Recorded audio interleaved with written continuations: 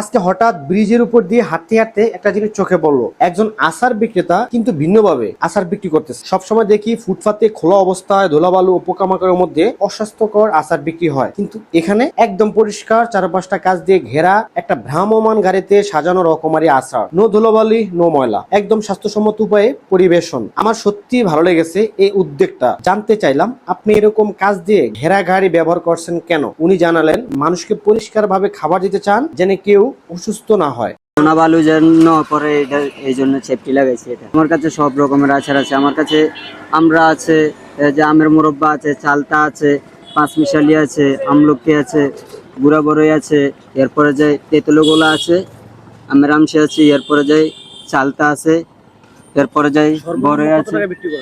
সর্বনিম্ন নিচে হয়েছে 10 টাকা, আর উপরে এবার আপনি যা নিতেন পারেন, এটা হচ্ছে আপনার। চাইলেই তো তিনি খোলা অবস্থায় বিক্রি করতেন, যেমন অনেকেই করেন, কিন্তু তিনি চেয়েছেন ভিন্ন কিছু করতে। এই ছোট উদ্যোগটা আমাদের শিখায় চাইলেই পরিবর্তন আনা যায়, এবং আমরা যারা খাচ্ছি আমাদেরও উচিত দেখে শুনে পরিষ্কার পরিচ্ছন্ন খাবার খাওয়া। অসুস্থ হওয়ার চেয়ে একটু সচেতন হওয়া অনেক ভালো। এরকম ভালো কিছু দেখলে আমরা উৎসাহ দিতে পারি। একটা লাইক, একটা কমেন্ট অনেক বড় অনুপ্রেরণা হতে পারে আপনাদের। ভালো থাকবেন, সচেতন থাকবেন। আবার দেখা হবে পরবর্তী ভিডিওতে।